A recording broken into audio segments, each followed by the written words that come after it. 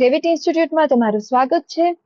આજે આપણે ધોરણ 6 ગુજરાતી મીડિયમ, જે ક્યુરિયોસિટી આપણે ઇંગ્લિશ મીડિયમમાં આવે છે એ જ હવે ગુજરાતી મીડિયમમાં ટ્રાન્સલેટ થઈને આવી ગઈ છે. તો એ જોવાના છીએ સાયન્સમાં. કુતૂહલ જેનું નામ છે, જે ગવર્મેન્ટે આવી રીતનું તમને એક બુકનું જે કવર છે એ દેખાશે, તમારી પાસે હશે ઓલરેડી, જે ગુજરાતી મીડિયમમાં છે. અને જૂની બુક હોય તો પણ ઇટ્સ ઓકે, આમાં ઘણા એવા ચેપ્ટર છે કે જેમાં કવર થાય છે. તો આનો આપણે ક્વિક આખું બુક છે એ ગો થ્રુ કરશું, 1 by 1 લેક્ચર થ્રુ.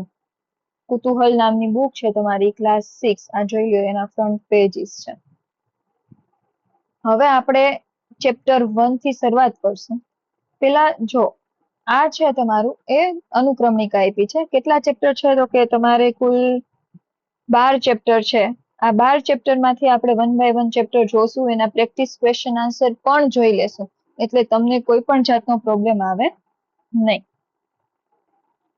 તો આજે આપણે ફર્સ્ટ ચેપ્ટર થી સ્ટાર્ટ કરીએ. એ પહેલા તમે ચેનલને સબસ્ક્રાઇબ કરો અને લાઈક કરો, જેથી તમને જે વિડીયો અહીંથી હું મોકલું છું એ વિડીયો મોકલવામાં અને સમજવામાં પણ તમને પણ મજા આવશે. તમારા ફ્રેન્ડ્સને શેર કરો, અને આ જે રિવિઝન આપણે કરીએ છીએ એ રિવિઝનનો પાર્ટ તમે બની શકો છો, અને તમે અહીંથી સારું એવું ઇમ્પ્રુવમેન્ટ લઈ આવશો જો તમે મારા લેક્ચર કન્ટિન્યુઅસ જોશો તો, નહીં કે એક લેક્ચર જોઈને.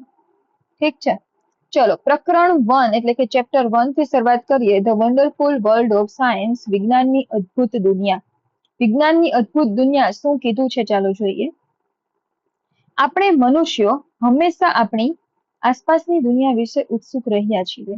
આપણે બાળપણથી આપણી આસપાસની દુનિયા વિશે જાણવાનું અને તેના વિશે પ્રશ્ન પૂછવાનું શરૂ કરી દઈએ છીએ. એટલે આપણને ખબર જ છે કે સાયન્સમાં કે આપણી આસપાસ જે કંઈ પણ થઈ રહ્યું હોય, આપણને જાણવાનો બહુ ઉત્સુકતા હોય કે શું ચાલી રહ્યું છે આજુબાજુમાં, એ બધું. અને બાળપણની જે આપણી આસપાસની દુનિયા છે એના વિશે જાણવાનું, પ્રશ્નો પૂછવાનું આપણા મમ્મી પપ્પા હોય કે ટીચર હોય, આપણે કન્ટિન્યુઅસ એ ચાલુ જ રાખતા હોય. શાળાના પ્રારંભિક તબક્કામાં તમને તમારી આસપાસની દુનિયા વિશે જાણકારી મેળવવાની અને તેના વિશે શોધખોળ કરવાની મજા આવી હતી ને. એટલે કે જ્યારે તમે નવા શાળામાં આવ્યા, એટલે સ્કૂલમાં જતા હોય, નવા હોય, એટલે તમને બધું નાની નાની વસ્તુ જાણવાનો બહુ શોખ હોય, તો તમને બધી શોધખોળ કરવાની. પછી તમારે એવા સબ્જેક્ટ આવતા હોય ઇન્વાયરમેન્ટ રિલેટેડ કે બધા, તો તમને અલગ અલગ ક્વેશ્ચન થાય, તો એ પૂછવાની છે. એ શું થાય, તમને ઉત્સુકતા થાય, તો એમાં મજા આવે કે નહીં એવો ક્વેશ્ચન કરે છે. હવે તમે શાળાના મધ્ય તબક્કા એટલે કે ધોરણ 6 થી 8માં આવી ગયા છો, ત્યારે પણ આપણે જે સુંદર દુનિયામાં રહીએ છીએ તેના વિશે ઊંડાણપૂર્વક જાણવાની અને તેને સમજવાની રોચક યાત્રા ચાલુ રાખીશું. અને આ માટે આપણી પાસે એક નવો વિષય છે, વિજ્ઞાન. હવે તમારે ક્લાસ 6માં શું આવે છે, વિજ્ઞાનથી શરૂઆત થાય છે. હવે તમને કંઈક નવું જાણવા મળશે. તમારી આજુબાજુ જે વિજ્ઞાનની આ અદ્ભુત દુનિયામાં તમારું સ્વાગત છે, કે જે કંઈ પણ વિજ્ઞાન રિલેટેડ ચાલી રહ્યું છે તમે 1 by 1 જાણશો.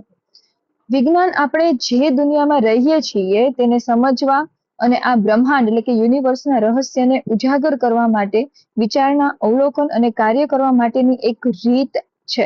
વિજ્ઞાન શું છે, યુનિવર્સ કે બ્રહ્માંડમાં જે કોઈ પણ વસ્તુ ચાલી રહી છે એનું તમે વિચાર કરો, એનું અવલોકન કરો કે કોઈ વર્ક કરો, તો એ બધામાં શું થશે, અલગ અલગ રહસ્યો યુનિવર્સના જોવા મળશે.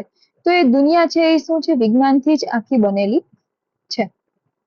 તમે આને એક મોટા રોમાંચક કાર્ય તરીકે વિચારો, જેમાં આપણે પ્રશ્નો પૂછીશું, દુનિયા વિશે ઊંડાણપૂર્વક જાણકારી મેળવીશું અને તે કેવી રીતે ચાલે છે તે સમજવા માટે અલગ અલગ આપણે પ્રયત્ન કરીશું. આના માટે સૌથી જરૂરી છે આપણને કુતૂહલ એટલે કે ક્યુરિયોસિટી થવી જોઈએ.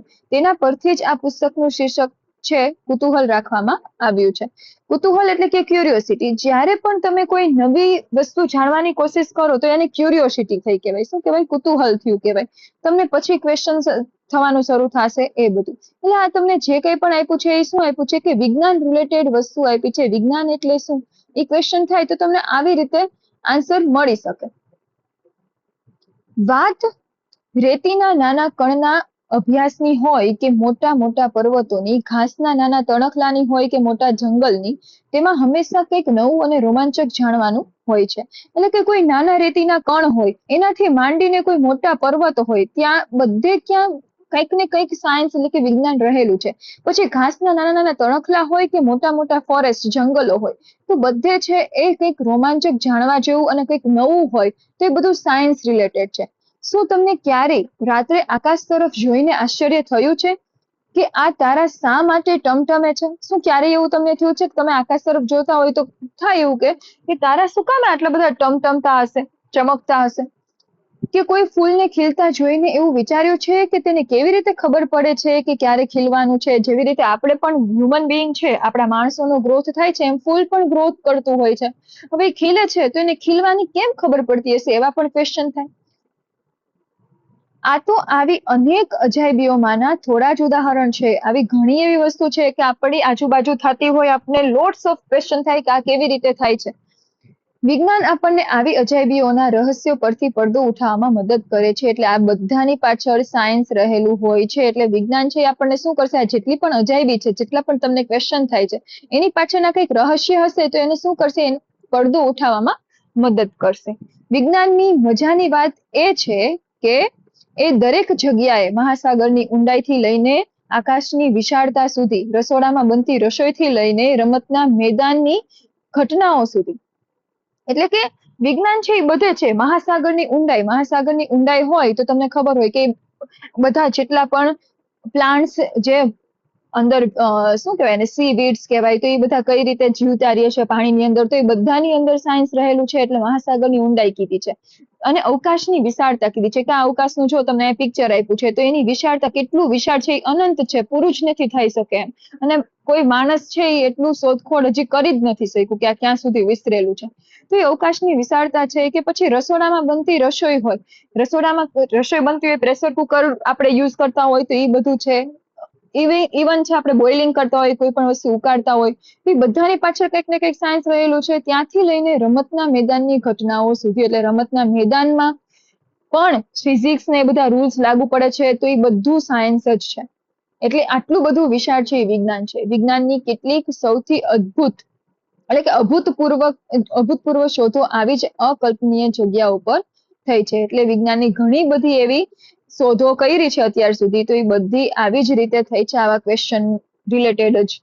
અહીંયા તમને પિક્ચર્સ આપ્યા છે, રણનું પિક્ચર્સ આપ્યું છે. જો તમને ડેઝર્ટ દેખાય છે, રણ એટલે ડેઝર્ટ. ધેન તમને દરિયા કિનારો આપ્યો છે, એટલે કે સી, ઓશિયન છે એ આપ્યું છે, ઓશિયનનો જે શોર હોય એ. ધેન મહાસાગરની અંદરનું દ્રશ્ય આપ્યું છે કે ઓશિયનની અંદર કેવી રીતે દ્રશ્ય હોય, માછલી કેટલા હ્યુમન નહીં, લિવિંગ બીંગ્સ કેટલી લિવિંગ બીંગ્સ છે એ અંદર હોય છે. લાઈક કોઈ પ્લાન્ટ હોય, આ કલર વીડ્સ ને બધું હોય, કોરલ્સ હોય, તો એ બધા મહાસાગરની અંદર હોય છે. ધેન આકાશ ગંગા આપી છે, યુનિવર્સ છે, કેટલા સ્ટાર્સ છે, આ પછી ગેલેક્સીઝ અલગ અલગ હોય, તો એ બધું જો તમને અહીંયા પિક્ચર્સમાં બતાવીને આપ્યું છે. ધેન વિજ્ઞાન એક વિશાળ અને અંતહીન જિગ્સો પઝલ એટલે કે નાના ટુકડાઓને જોડીને પૂર્ણ ચિત્ર બનાવવું જેવું છે. જિગ્સો પઝલ આપને ખબર જ છે, જિગ્સો પઝલ હોય તો એકબીજામાં ફિટ થઈ જતા હોય. વિજ્ઞાન પણ એવું જ છે કે એનો ક્યારે અંત નથી આવતો, અંતહીન છે અને વિશાળ છે. કે તમે ગમે એટલું તમે એના ઉપર ડિસ્કવરીઝ કરશો તો પણ એ ક્યારે ફિનિશ થવાનું નથી. આપણે કરેલી દરેક નવી શોધ આ પઝલમાં એક નવો ટુકડો જોડે છે. તમે કંઈક નવી શોધ કરો તો પાછા નવા ક્વેશ્ચન થાય, તો પાછી નવી કોઈ ડિસ્કવરી થાય, તો એ ચાલુ જ રહેવાનું છે, ક્યારે પૂરું થવાનું નથી. એટલે એ પઝલમાં જે ટુકડા છે એ નવા નવા જોઈન્ટ થતા જ રહેશે. અને આ પઝલની સૌથી મજાની વાત તમને ખબર છે, આપણે શું અને કેટલું શોધી શકીએ છીએ તેની કોઈ સીમા નથી. કારણ કે એ જ્ઞાનનો દરેક નવો ટુકડો નવા પ્રશ્ન અને નવી શોધો તરફ લઈ જાય છે. મેં કીધું આગળ એમ જ કે આ ક્યારે ફિનિશ થવાનું જ નથી. તમે કંઈક નવું શોધો તો કંઈક નવા પાછા ક્વેશ્ચન થશે, તમને નવા ક્વેશ્ચન થશે તો નવી શોધ થશે. તો આ વસ્તુ છે એ અનંત સુધી ચાલી જ રહેવાની છે. ક્યારેક આપણને ખ્યાલ આવે છે કે આ પઝલનો કોઈ એક ટુકડો ખોટી જગ્યાએ મુકાઈ ગયો હતો અને હવે તેની જગ્યા બદલવાની જરૂર છે. આમ નવી શોધો ઘણીવાર વિશ્વ વિશેની આપણી અગાઉની સમજને બદલી નાખે છે. હવે જો પેલા હિસ્ટ્રીમાં કઈ એવું થયું હોય કે લાઈક કોઈ એવી શોધ થઈ હોય કે ત્યારે યુઝ થઈ હોય, પણ અત્યારે આપણે આ ટાઈમમાં કંઈક નવી ડિસ્કવરી થઈ હોય કે એની જરૂર જ ન પડે, જે પેલા કંઈ પણ શોધ થઈ છે એની જરૂર જ ના પડે, અને હવે કંઈક એવું નવું શોધાઈ ગયું છે કે એના બદલામાં આપણે એ યુઝ કરીએ છીએ અને જે પહેલા શોધેલી વસ્તુ છે એ ભૂલી જઈએ છીએ. તો એવું તો વારંવાર થવાનું જ છે. સાયન્સ છે, સાયન્સ ગમે એટલું તમે શોધખોળ ચાલુ રાખશો એ ક્યારેક ફિનિશ થવાનું નથી. ધેન તમે જેમ જેમ આ પુસ્તકમાં આગળ વધશો તેમ તેમ રોચક વિચારો, વિચાર પ્રેરક પ્રયોગોમાંથી પસાર થશો તથા એ પણ જાણશો કે આપણા રોજિંદા જીવનમાં કેવી રીતે ઉપયોગી છે.